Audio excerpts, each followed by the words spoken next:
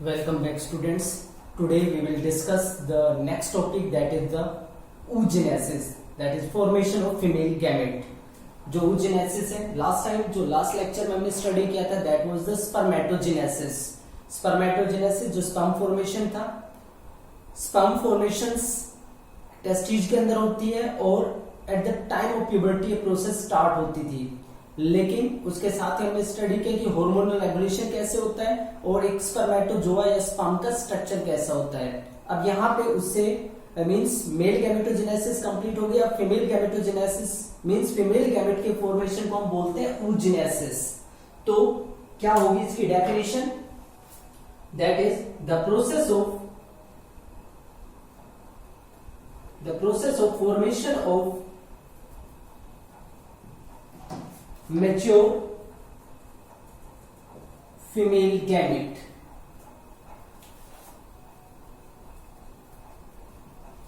Formation of mature female gamete. Mature female gamete के formation की process को हम बोलते हैं oogenesis. अब जो oogenesis है वो होती कहां पे है? So the site of the oogenesis, that is the ovary. Site of oogenesis, that is ovaries. Ovaries के अंदर होती है oogenesis, यानी कि फीमेल गैमेट का फॉर्मेशन ओवरीज के अंदर होता है. अब जो oogenesis है वो स्पर्मेटोजेनेसिस से डिफर करती है, क्योंकि जो oogenesis प्रोसेस है वो फीमेल के एम्ब्रियोनिक डेवलपमेंट के टाइम पे ही स्टार्ट हो जाती है. सो it started during embryonic development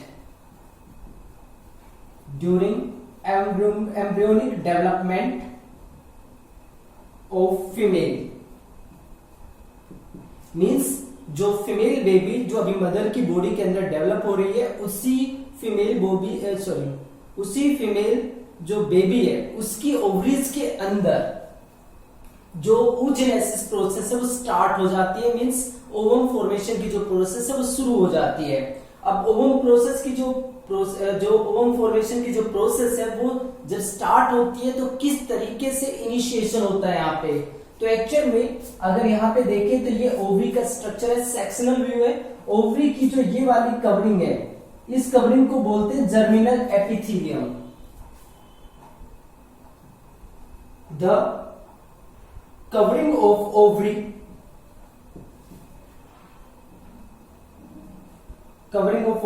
or you can say that is the lining, means अंदर वाला जो पार्ट है, अंदर वाली जो लेयर है, lining of ovary consists of germinal epithelium.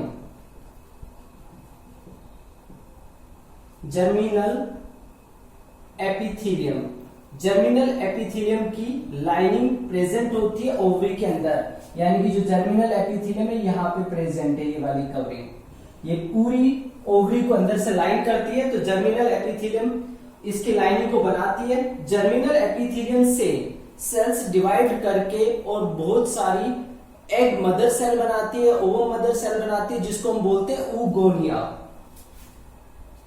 Germinal epithelium cells divide mitotically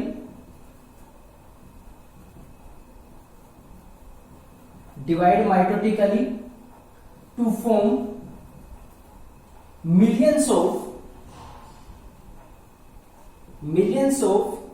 oogonia, that is ovum mother cells. Ovum की mother cells बन जाती है बहुत सारी, मिलियंस में, लाखों में जो सेल्स है वो oogonia, जो ओवम मदर सेल्स है वो क्रिएट हो जाती है. मीन जर्मिनल एपिथेलियम जो है वो लगातार डिवाइड करती है माइटोटिकली, बहुत सारी सेल्स यहाँ पे तैयार हो जाती है, जिनको हम बोलते हैं oogonia या ओवम मदर सेल्स. अब जो सेल्स होती है ये क्लस्टर्स की फॉर्म में या ट्यूब की फॉर्म में, जो स्ट्रोमा पार्ट है, ये सारा पार्ट स्ट्रोमा है. जब मैंने आपको फीमेल रिप्रोडक्टिव सिस्टम कराया था तो बताया था कि जो फीमेल रिप्रोडक्टिव सिस्टम है उसमें ओवरी एक जर्मिनल एपिथेलियम से कवर होती है और अंदर का जो पार्ट होता है उसको स्ट्रोमा बोलते हैं, जो कि कोर्टेक्स और मेडुला, दो पार्ट के अंदर डिफरेंशिएट होता है।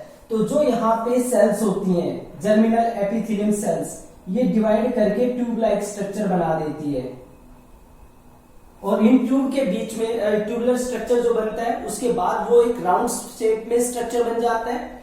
ये जो सेल का कलेक्शंस है, इन सारे सेल्स के कलेक्शन में से कोई एक सेल, मीन्स ऐसे बहुत सारे कलेक्शंस बनते हैं, तो उनमें से कुछ सेल जो होती हैं, जैसे इस पर्टिकुलर बंच के अंदर एक पर्टिकुलर सेल अपने आप को मॉडिफाई कर लेती है वो मदर सेल के अंदर, यानी कि वो बना देती है प्राइमरी oocyte ग्रोथ करके, और बाकी जो सेल्स बचती है उगोनिया, वो अब अपनी जो कैपेबिलिटी है डिवीजन की उसको वो लॉस्ट कर देते हैं और जस्ट उसके साथ में सराउंड करके उसको प्राइमरी फॉलिकल में चेंज कर देते हैं। तो germinal epithelium cells mitotically divide करके मिलियंस ऑफ oogonia बनाते हैं। अब ये मिलियंस ऑफ oogonia में से सम oogonia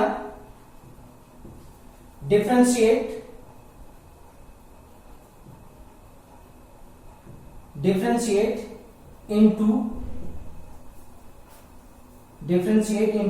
primary oocyte। इनमें से कुछ अपने आप को प्राइमरी oocyte के अंदर चेंज कर लेती है। अब जो प्राइमरी oocyte है, जैसे ये वाला जो पार्ट है, ये अंदर वाली जो सेल है, ये सबसे बड़ी हो गई साइज में, इसको हम प्राइमरी oocyte बोलते हैं, और बाकी जो सेल्स है oogonia की, वो उसको अब सराउंड करने लगती है, जिसको ग्रेनुलोसा सेल्स बोलते हैं। और ये ग्रेनुलोसा सेल्स की जो पूरी कवरिंग बनती है, जो प्राइमरी oocyte को कवर किए हुए है, इस पूरे स्ट्रक्चर को फिर बोला जाता है primary follicle.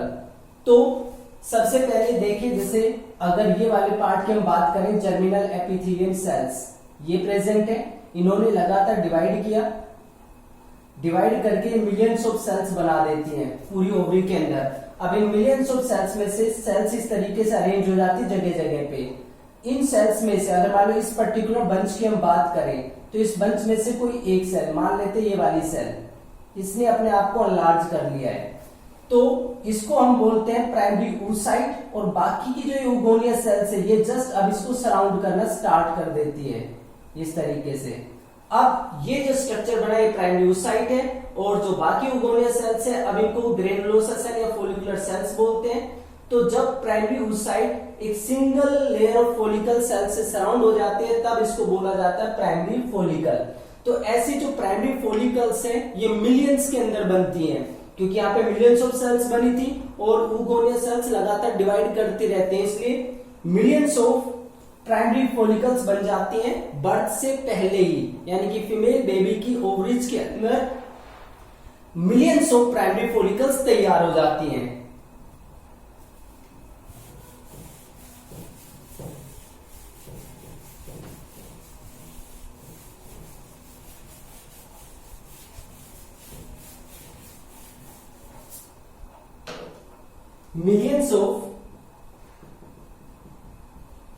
millions of primary follicles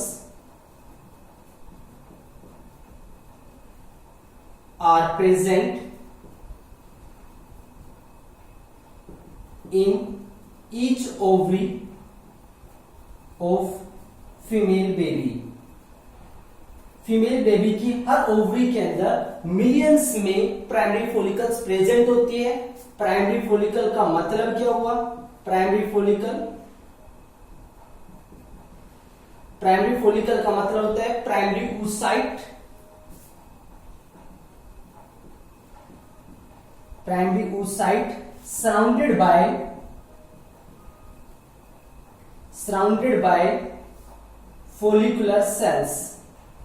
follicular cells और granulosa cells। ये जो सेल्स हैं, ये सारी ग्रेनुलोसा सेल्स हैं या फोलिकुलर सेल्स हैं। बीच में जो ये सेल है, इसको हम बोलते हैं प्राइमरी oocyte। तो प्राइमरी oocyte को जब ग्रेनुलोसा सेल्स कवर कर लेती हैं, एक सिंगल लेयर कवर करती है, तब उसको हम बोलते हैं प्राइमरी फॉलिकल। अब जितनी भी प्राइमरी फॉलिकल्स बनती है, बर्थ से पहले ही बनती है। बर्थ से लेके प्यूबर्टी तक या बर्थ के बाद ना तो कोई प्राइमरी फॉलिकल बनती है, ना ही कोई ऐड होती है। After birth no more oogonia are formed and added। जब oogonia ही नहीं बनेगी तो बिना oogonia के प्राइमरी oocyte भी नहीं बन सकती है, यानी कि बर्थ से पहले जितनी प्राइमरी फॉलिकल्स बन चुकी हैं वो फाइनल होती है, उसके बाद सिर्फ उनका डीजनरेशन हो सकता है, वो ब्रेक डाउन होती है। तो जो जर्मिनल एपिथेलियम है उसने माइटोटिकली डिवाइड करके बहुत सारी oogonia बना दी। बहुत सारी oogonia में से अब कुछ oogonia जो है वो अपने आप को प्राइमरी oocyte में डिफरेंशिएट कर लेती है, मींस अपने आप को एनलार्ज कर लेती हैं, और बाकी जो oogonia है वो उसको सराउंड करना स्टार्ट कर देती हैं। ऐसा करने के बाद भी मिलियंस ऑफ प्राइमरी फॉलिकल्स बन जाती हैं। तो यहाँ पे बहुत सारी oogonia बनती है, और उन बहुत सारी oogonia में से मींस अगर ये मान के चले कि 100 मिलियन अगर oogonia बने तो कम से कम 1 मिलियन जो है वो प्राइमरी फॉलिकल्स में चेंज हो जाएंगी। तो इस तरीके से काफी सारी प्राइमरी फॉलिकल्स यहाँ पे बन जाती हैं। तो प्राइमरी फॉलिकल का मतलब होता है primary oocyte surrounded by single layer of granulosa cell और प्राइमरी और फॉलिकुलर सेल्स। अब जो प्राइमरी फॉलिकल है जिसमें हम सराउंडेड जो सेल है जिसको हम ओवम मदर सेल बोल रहे हैं या प्राइमरी oocyte बोल रहे हैं, ये प्राइमरी oocyte जैसी बनती है that undergoes the first meiotic division, यानी कि बेबी का बर्थ अभी नहीं हुआ है, इससे पहले जैसे ही एनलार्ज हुई इसने अपने आप को प्राइमरी oocyte में चेंज किया, ये मियोटिक डिवीजन में एंटर कर जाती है। Primary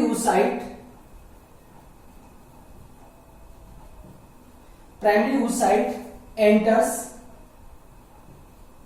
the first meiotic division। First meiotic division, ये पहले मियोटिक डिवीजन में एंटर कर जाती है। पहले मियोटिक डिवीजन में एंटर करने के बाद ये डिवीजन कंप्लीट नहीं करती है but arrest at the prophase 1 stage of meiosis 1। Meiosis 1 की प्रोफेज 1 के अंदर ये रुक जाती है and arrest in prophase 1 stage. ये प्रोफेज 1 स्टेज के अंदर ही अरेस्ट हो जाती है, यानी कि अगर मियोसिस अगर आपको लर्न है तो मियोसिस के अंदर 4 स्टेप्स होते हैं, prophase 1, metaphase 1, anaphase 1 and telophase 1। जो प्रोफेज 1 है वो काफी बड़ी स्टेज होती है, काफी बड़े उसके अंदर ये कह सकते हैं काफी टाइम कंज्यूमिंग ये प्रोसेस होती है, और उसमें 5 स्टेप्स होते हैं। 5 स्टेप्स में लैक्टोटीन स्टेज आती है, फिर उसके बाद जाइगोटीन स्टेज आती है, फिर उसके अंदर पैक्टिन स्टेज आती है, डिप्लोटीन आती है, और फिर पैक्टिन स्टेज डायकाइनेसिस आती है। तो यहाँ पे लैक्टोटीन, जाइगोटीन, पैक्टिन और डिप्लोटीन जो स्टेज होती है वहां पे जाके प्रोफेज 1 रुक जाती है। और ये जो अरेस्ट है ये लगभग 12 से 13 साल तक इसी स्टेज के अंदर जो प्राइमरी oocyte है वो अरेस्ट रहती है, उसका डिवीजन या वो नेक्स्ट स्टेज मेटाफेज में एंटर नहीं करती है। मींस बर्थ से पहले वो प्रोफेज 1 स्टेज के अंदर है, बर्थ हो जाता है, उसके बाद जब तक प्यूबर्टी अटेन नहीं होती है तब तक वो प्राइमरी फॉलिकल की प्राइमरी oocyte अपनी प्रोफेज 1 स्टेज के अंदर ही अरेस्ट होती है। तो ये इसका सबसे स्पेशल पॉइंट हो जाता है कि ये प्रोफेज 1 के अंदर अरेस्ट रहती है। अब जो प्राइमरी फॉलिकल्स हैं, ये जो प्राइमरी फॉलिकल्स हैं जिनके अंदर प्राइमरी oocyte भी प्रेजेंट है, अब ये जो प्राइमरी फॉलिकल्स हैं जैसे बर्थ होता है प्राइमरी फॉलिकल्स डीजनरेट होना स्टार्ट हो जाती है, मींस इनमें से काफी सारी प्राइमरी फॉलिकल्स खत्म हो जाती है, और प्यूबर्टी तक सिर्फ 60,000 से लेके 80,000 तक ही प्राइमरी फॉलिकल्स बचती है। From birth to puberty a large number of primary follicles degenerate। A large number of primary follicles degenerate, बहुत सारी प्राइमरी फॉलिकल्स डीजनरेट हो जाती हैं बर्थ से लेके प्यूबर्टी तक, यानी कि जब प्यूबर्टी अटेन होती है उस टाइम पे each ovary has 60,000 to 80,000 primary follicles, यानी कि कहां पे मिलियंस में प्रेजेंट थी बिफोर बर्थ, और प्यूबर्टी आने तक हर ओवरी के अंदर 60,000 से लेकर 80,000 तक 60,000 to 80,000 प्राइमरी फॉलिकल्स ही बचती हैं, बाकी सारी डीजनरेट हो जाती है। तो ये सारे स्टेजेस ये आ जाते हैं प्यूबर्टी स्टेज तक, यानी कि जो oogenesis है बिफोर बर्थ स्टार्ट हो जाती है, फिर उसके बाद उसमें एक अरेस्ट पीरियड आ जाता है, प्यूबर्टी तक कोई चेंज नहीं होता। प्यूबर्टी के बाद अब जो नेक्स्ट चेंज आता है उसमें क्या होता है कि जो प्राइमरी फॉलिकल है वो अपने आप को सेकेंडरी और उसके बाद टर्सरी फॉलिकल और अल्टीमेटली ग्रैफेन फॉलिकल के अंदर चेंज करती है। अब ये सारे चेंजेस किस तरीके से होते हैं?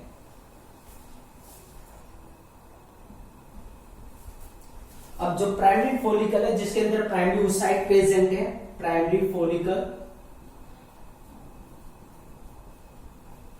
जिसके अंदर प्राइमरी oocyte प्रेजेंट है,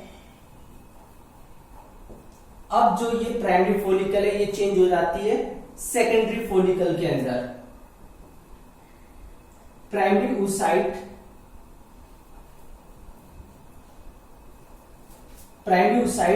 now surrounded by many layers of granulosa cells or follicular cells and known as secondary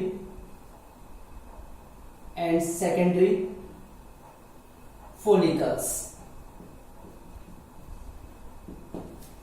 primary की अगर हम बात करें प्राइमरी फॉलिकल में तो ये प्राइमरी oocyte है, उसके बाद सिर्फ सिंगल लेयर है फॉलिकुलर सेल्स की या ग्रेनुलोसा सेल की, लेकिन उसके बाद जब इसके चारों तरफ और भी लेयर अरेंज हो जाती है, मैनी लेयर्स जब उसको और सराउंड कर लेती है, तब उसको हम बोलते हैं secondary follicle.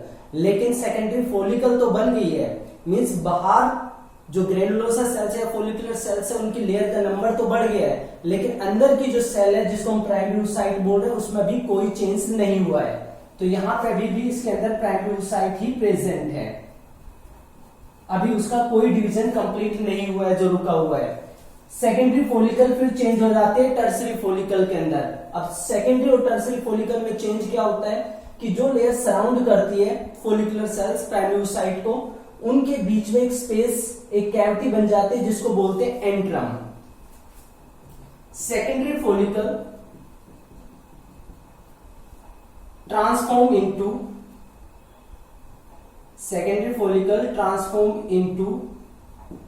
Tertiary follicle by the appearance of a cavity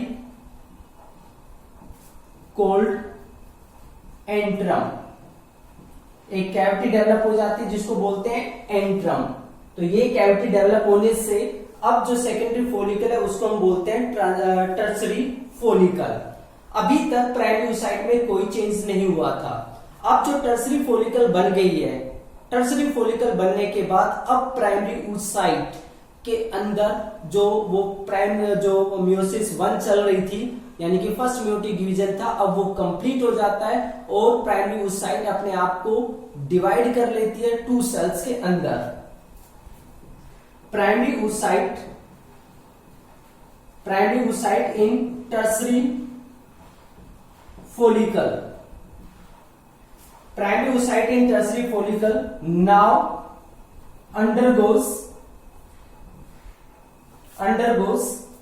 meiotic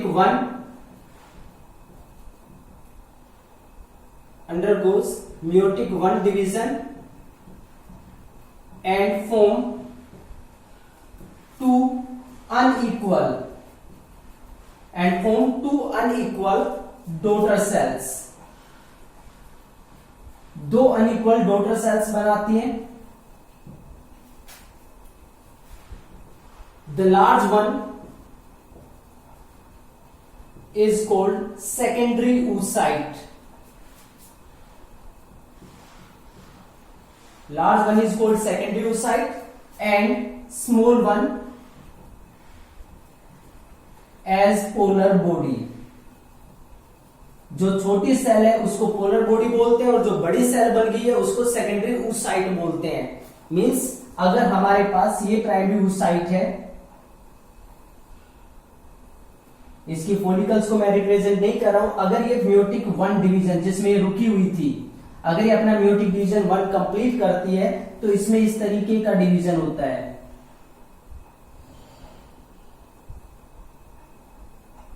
ये 2 सेल बन जाती है। जो ऊपर ये सेल बनी है इसको बोलते हैं पोलर बॉडी, और ये वाली जो सेल है इसको बोलते हैं सेकेंडरी oocyte। तो इस तरीके से एक सेल बहुत बड़ी बनती है और एक बहुत छोटी बनती है। इस अनइक्वल डिवीजन का मेन पर्पज ये होता है कि जो क्रोमोसोम नंबर है उसको तो हाफ करना है, रिड्यूस करना है, क्योंकि गैमेट फॉर्मेशन के लिए क्रोमोसोम का नंबर रिड्यूस होना जरूरी होता है। लेकिन यहां पे क्रोमोसोम नंबर तो हाफ हो गए, लेकिन सारा का सारा साइटोप्लाज्म सेकेंडरी oocyte के अंदर डिलीवर कर दिया गया। फर्स्ट जो पोलर बॉडी बनी है उसके अंदर लिटिल बिट साइटोप्लाज्म है। क्यों सारा साइटोप्लाज्म सेकेंडरी oocyte के अंदर रिटेन हो जाता है? तो इसकी वजह ये होती है कि जो स्पर्म होता है, जब हमने उसका स्ट्रक्चर स्टडी किया था तो उसके अंदर लिटिल बिट साइटोप्लाज्म प्रेजेंट होता है। उसका मेन पर्पज होता है एग तक पहुंचना, इसलिए उसके ऊपर जो वेट होता है, यानी कि जो साइटोप्लाज्म उसको कम कर दिया जाता है ताकि वो आसानी से स्विम करके वहां तक पहुंच सके।